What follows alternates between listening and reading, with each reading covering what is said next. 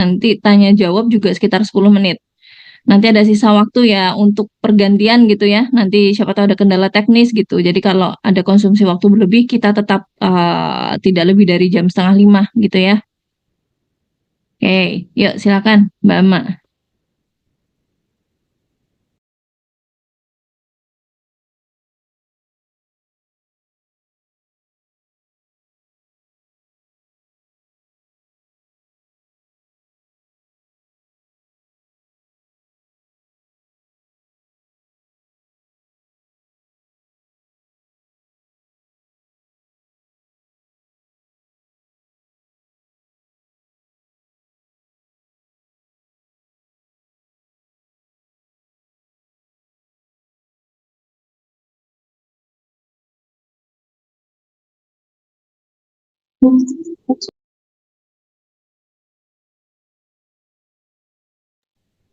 Permisi Bu, apakah sudah terlihat?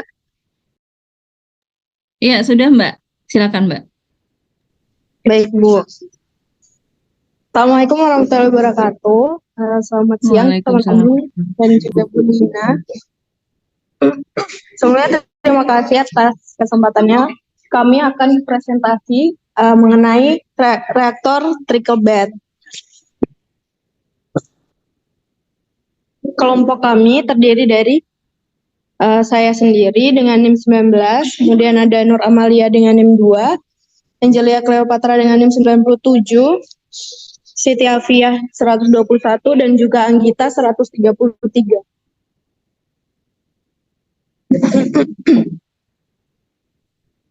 Next. Baik, di sini kami akan membahas terkait trickle bed reactor. Apa sih trickle bed reactor?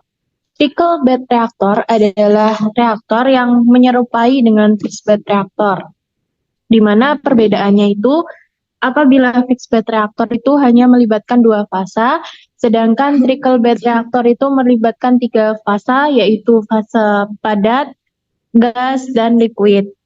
Kemudian reaktor ini terjadi reaksi kimianya itu melalui aliran dengan bantuan gravitasi melalui media pengepakan.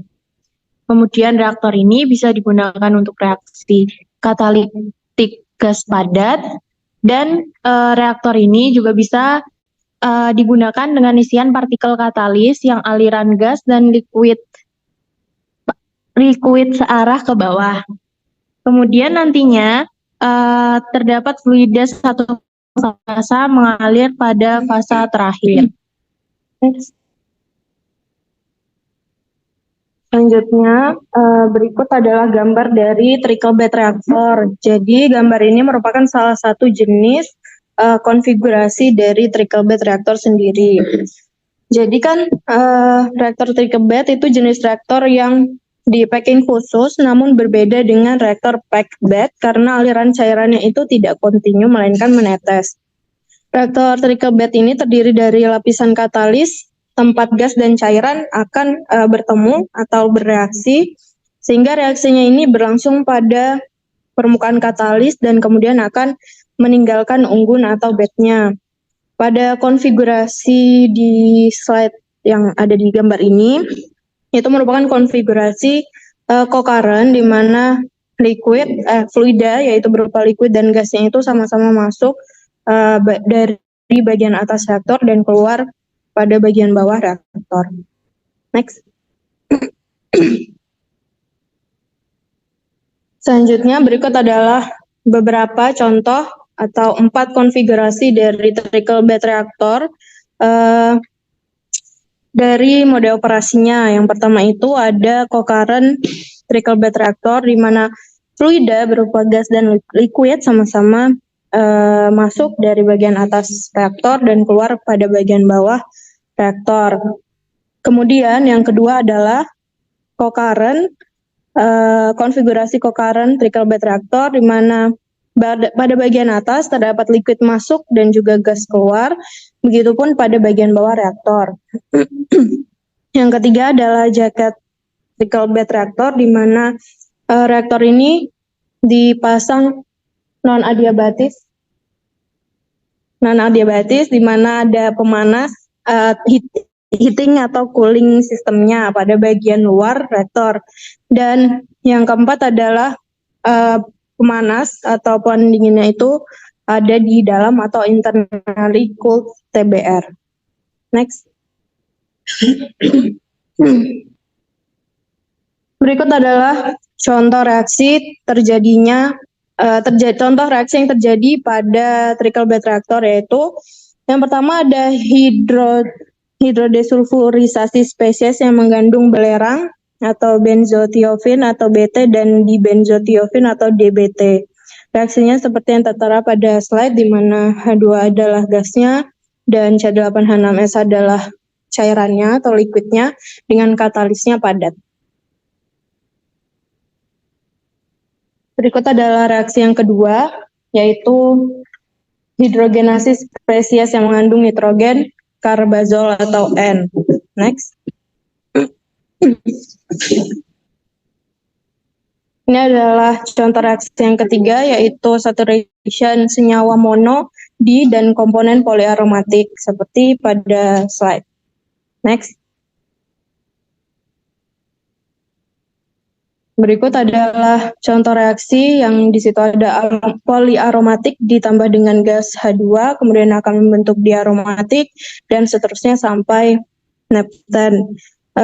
Di bagian bawah itu merupakan gambar pertemuan antara katalis dan juga reaktan dari reaksi yang terjadi pada trickle bed reaktor. Next. Berikut adalah beberapa aplikasi dari trickle bed reaktor yang dapat digunakan. Untuk reaksinya, salah satunya adalah oksidasi, di mana dengan reaktan etanol, fenol, dan asam format dengan katalis tertentu, tekanan tertentu, dan suhu tertentu. Jadi, trickle bed reaktor ini dapat diaplikasikan pada reaksi oksidasi, kemudian proses pemisahan minyak bumi, kemudian hidrogenasi, dan juga esterifikasi. Next.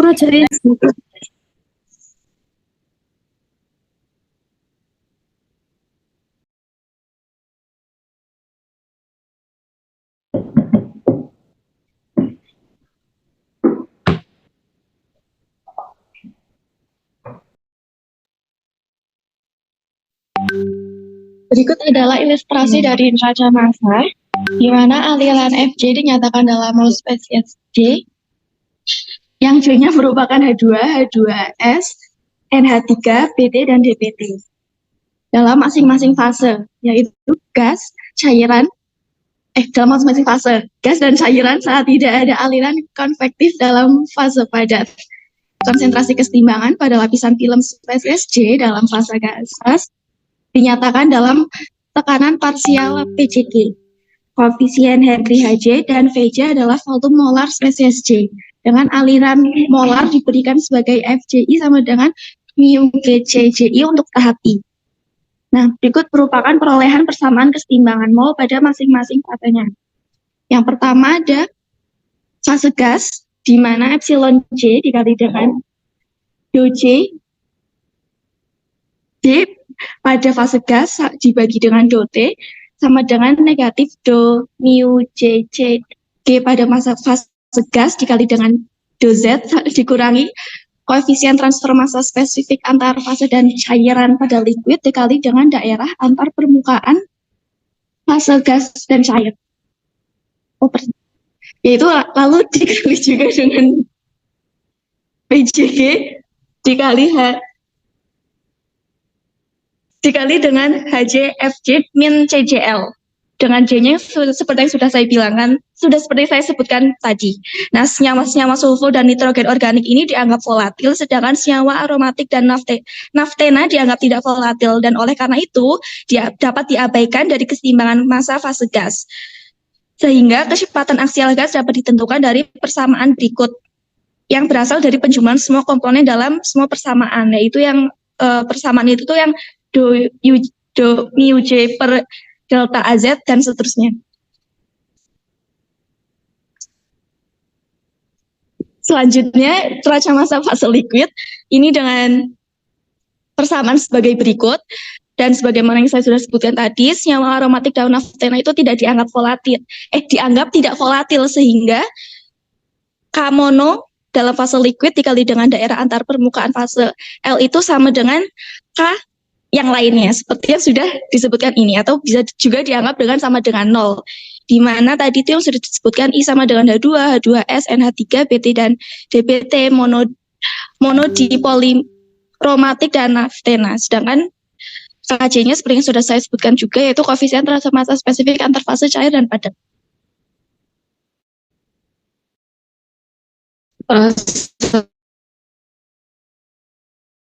Yang seperti pada PPT, di mana J mewakili H2, hidrogen, H2S, hidrogen sulfida, NH3 amonia, BT basa total, DBT basa lemah, N nitrogen, mono, di poliaromatik, dan naftena.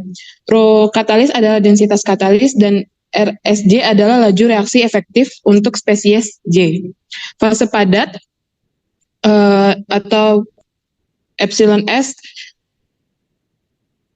delta V sama dengan Vs tersusun atas katalis padat berpori dengan pori-pori yang diisi cairan dan permukaan katalis yang sepenuhnya basah. Dengan kata lain, fase gas dan padat tidak bersentuhan.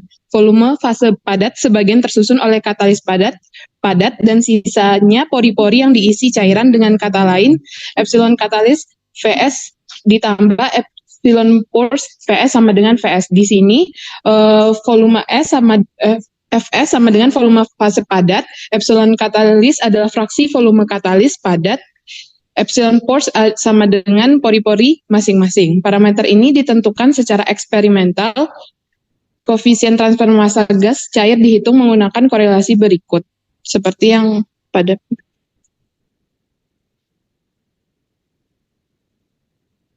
untuk penjelasan persamaan tersebut yaitu KLAL yaitu koefisien perpindahan massa spesifik zat terlarut A pada interface gas cair, itu DAB yaitu koefisien difusi zat terlarut A dalam pelarut B, dan GL adalah flux massa cairan, μL dan ρL sama dengan viskositas dan densitas zat terlarut cairan pada suhu dan tekanan tertentu. Untuk koefisien perpindahan massa cair padat dihitung dengan korelasi sebagai berikut, dan koefisien difusi diperoleh dari korelasi Tin-Kalus yang seperti berikut. Kemudian untuk neraca energi yang terjadi pada trickle reaktor itu sebagai berikut. Ilustrasinya masih sama, melibatkan 3 fase yaitu gas, liquid, dan solid. Kemudian next. Di sini terdapat 3 persamaan yang dapat digunakan untuk mencari dalam fase gas, tertera sebagai berikut, kemudian fase cair di bawahnya, dan yang terakhir fase padat, yang dimana pengertian dari setiap komponen tertera pada layar dapat dibaca seperti ini. Kemudian untuk mencari rumus HS juga sudah tertera, CP LJH kemudian dibagi CP L mu L dibagi KL pangkat 2/3. Untuk pengertian dari setiap komponen rumus tertera di bawah. Kemudian untuk mencari JH juga sudah tertera. Untuk koefisien perpindahan massa dari fase A ke fase B itu disimbolkan KAB. Selanjutnya yaitu model reaksi kinetika, di mana persamaan kinetika tipe Langmuir-Hinzenwood digunakan berdasarkan konsentrasi dalam fase padat, yang seperti equation 19 sampai 24. Nah, dalam persamaan laju, semua konsentrasi merujuk pada konsentrasi dalam cairan yang terperangkap di pori-pori fase padat, yaitu CJS. Subskrip S dihilangkan dalam persamaan laju untuk memberi ruang bagi eksponen. N merupakan karbazalo atau senyawa organik nitrogen. Persamaan laju reaksi dalam persamaan 19 sampai 23 merujuk pada reaksi hidrodesulfurisasi BT dan DBT serta saturasi aromatik pada P4MPa yang kemudian dikoreksi oleh tekanan parsial hidrogen dari proses pH2. Reaksi HDN diwakili oleh persamaan kinetika orde pertama, yaitu seperti persamaan 24, baik reaksi HDN maupun HDS dianggap tidak reversibel. Dan diasumsikan juga bahwa pengaruh NH3 pada reaksi HDN dan nitrogen organik pada reaksi HDS dapat diabaikan. Namun, pada konversi HDS dan HDN yang tinggi atau yang dilibatkan katalis hydrocrackling, inhibisi oleh NH3 bisa sangat signifikan dan tidak boleh diabaikan. Berikut ini merupakan karakteristik dari reaktor trickle bed, dan pada tabel ini karakteristik reaktor trickle bed dibandingkan salah satunya seperti pada reaktor trickle bed itu bila dibandingkan setelah itu sebesar 300 meter kubik. Kemudian untuk aliran rendah, sedangkan reaktor selari bahan pada distribusi cairan. Kemudian untuk kontrol panasnya lebih mudah dikendalikan, dan yang lainnya bisa dibaca pada PPT berikut ini. Kemudian untuk kelebihan reaktor trickle bed, beberapa keunggulan reaktor trickle bed dibandingkan dengan desain reaktor lainnya adalah seperti berikut ini. Untuk yang pertama ada luas permukaan yang tinggi. Bahan pengemas dalam reaktor trickle bed menyediakan luas permukaan yang besar untuk kontak antara reaktan dan katalis yang dapat meningkatkan efisiensi reaksi. Kemudian perpindahan panas dan massa yang efisien, yaitu aliran tetesan cairan di atas katalis mendorong perpindahan panas dan massa yang baik antar fase. Kemudian ada dapat menangani beberapa fase, mengurangi penurunan tekanan, dan operasi berkelanjutan. Yang terakhir ada kekurangan dari trickle bed reaktor, di mana yang pertama partikel katalis yang digunakan lebih besar sehingga efektivitasnya itu lebih rendah dibandingkan reaktor selari, karena partikel yang besar ini dapat menyebabkan sumbatan di reaktor trickle bed. Yang kedua itu tidak dapat menangani bahan berbentuk selari. Yang ketiga itu adalah distribusi fasa cair dan gas yang tidak merata. Hal ini juga bisa mengurangi efisiensi reaktor. Dan yang keempat adalah memiliki transfer panas yang kurang efisien. Mungkin sekian presentasi dari kami, Bu. Mohon maaf jika ada kekurangan, teman-teman yang ingin bertanya dipersilakan. Terima kasih. Yuk, silakan yang bertanya ya. Oh ya, nanti untuk next-nya, yang kelompok selanjutnya saya minta ada yang jadi timekeeper ya. Siapa ya jadi timekeeper ya? Mas Fadil ya, Mas Fadil ada nggak tadi? Iya, jadi timekeeper ya Mas. Oke, nanti yang waktu presentasinya 12 menit boleh, 12 menit. Nanti sisanya sampai menit 21 pertanyaan. Gitu. Oke, yuk, temennya ada yang tanya, yuk.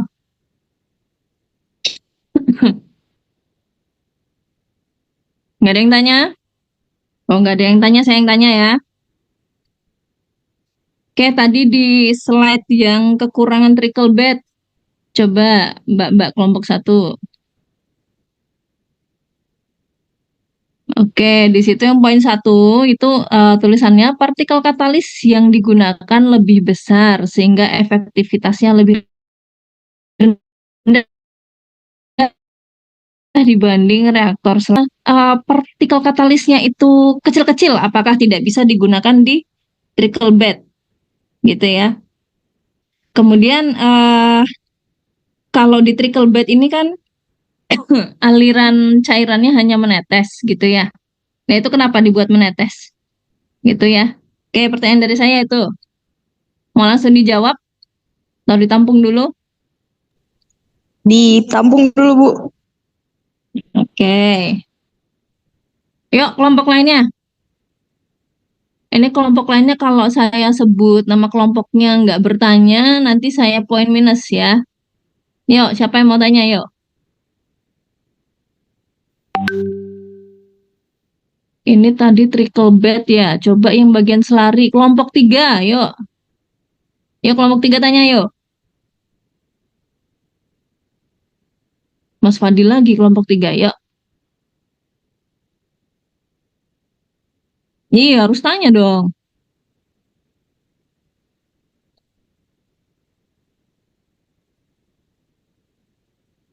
ke kelompok 1 ya, tanya jangan ke saya ya. Heeh.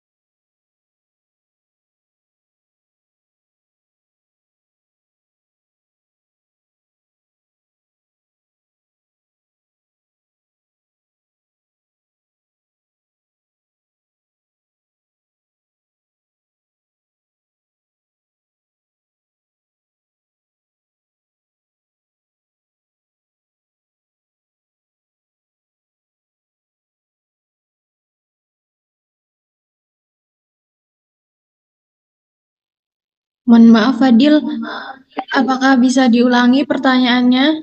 Karena kita putus-putus ya.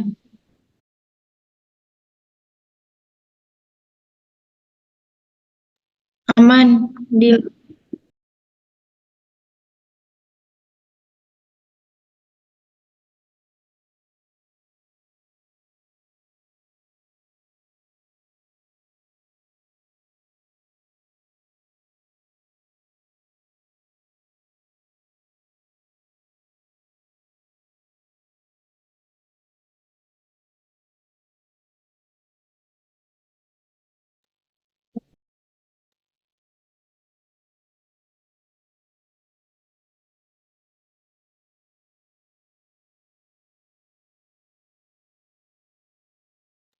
Yuk silakan dijawab ya, karena waktunya terbatas.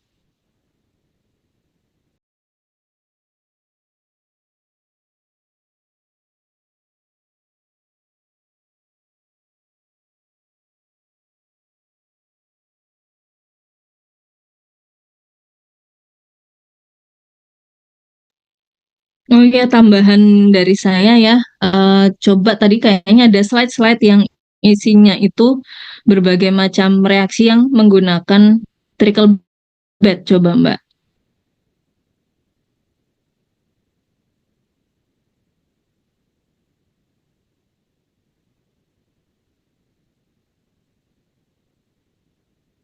Nah, eh nanti di contoh-contoh reaksi ini ya, minta tolong dituliskan gitu dia katalisnya apa gitu ya. Ini masih produk reaktan, katalisnya apa gitu ya, dilengkapi.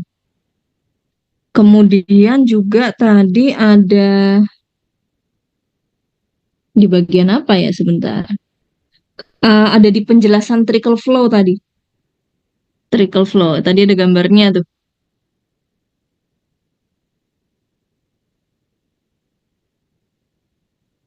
Tadi yang present pertama itu Naura, yang kedua siapa ya?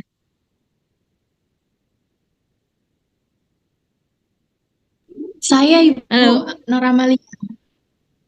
Oh, 2 kali tadi Mbak.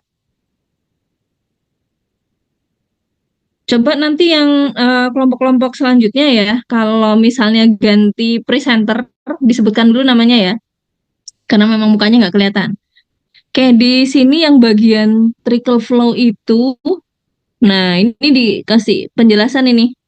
Jadi mungkin lebih ke mekanisme transfer massa apa gimana gitu ya. Yang itu kan ada zone-nya, ada macam-macam itu, ada yang dry zone, kemudian ada yang stagnan cavity. Nah, itu tuh penjelasannya seperti apa gitu ya. Ya itu nanti tolong ditambahkan di slide gitu. Oke, silakan dijawab pertanyaan-pertanyaan yang tadi ya. Urutan dulu. Mohon izin untuk menjawab, Ibu. Ye. Ya, sebelum menjawab, saya hendak memastikan ya Bu, untuk presenter tadi yang pertama itu ada saya, Nur Amalia, yang menjelaskan ya Bu, bukan yang membuka. Yang pertama itu saya, kemudian dilanjut oleh Saifana, atau Naura, kemudian ada Cleo, terus ada Siti Afiah, dan yang terakhir ada Anggita, Ibu. Kemudian menjawab pertanyaan Ibu yang nomor 1 terkait ukuran partikel katalis yang disebutkan kan di kelebihan besar ya Bu, lebih besar daripada reaktor selari. Kalau kecil bisa atau tidak? Menurut kami bisa Ibu, karena apabila partikel ukuran kecil digunakan, katalis partikel ukuran kecil digunakan itu, luas kontak permukaan antara reaktan-reaktan yang bereaksi di dalam itu semakin luas, jadi nanti efektivitasnya semakin baik. Tetapi ada satu kunci, yaitu kalau bisa ukuran partikel semua katalis padatnya itu seragam agar saat penataan itu tertata dengan rapi dan tidak ada yang ruang kosong, dan sehingga semua reaktan itu bisa berkontak dengan katalis. Ini juga bisa menjawab pertanyaan Fadil yang menata katalisnya ada cara khusus atau tidak ya. Salah satunya ukurannya seragam dan pastikan tidak ada ruang yang kosong. Izin menambahkan untuk pertanyaan Fadil tadi, untuk penempatan katalis itu dapat disesuaikan dengan ukuran pemilihan katalisnya dan juga disesuaikan dengan bahan yang akan dimasukkan. Kemudian jika memang dia lebih encer, ukuran partikel katalis akan lebih kecil, akan lebih memungkinkan untuk bisa disusun dengan metode packing di dalam reaktor tersebut. Kemudian untuk pertanyaan kedua,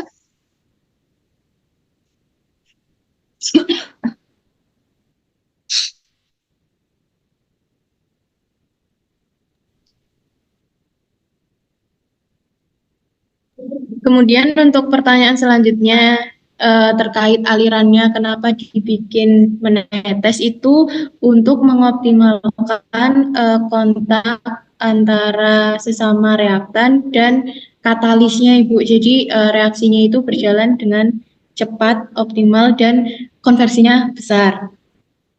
Kemudian terkait contoh tadi, kami sudah ada Ibu bagian contoh reaksi itu yang katalisnya ada namanya, ada setiap reaksi pakai katalis apa itu sudah tertera Ibu di bagian tabel beserta kondisinya. Ini sama dengan yang tadi ada Yang reaksi tertera kimianya, di sama Mbak? layar, Ibu. Atau beda lagi? Ini beda ya, sama yang tadi ada reaksi kimianya tadi. Kayaknya reaksi yang beda gitu loh, bukan tadi itu bukan yang petroleum processing, bukan esterifikasi aseton dan butanol. Kalau beda nanti ditambahkan katalis-katalisnya ya, keterangan katalisnya. Buat revisi gitu ya, buat revisinya besok dikumpulkan tanggal 15. baru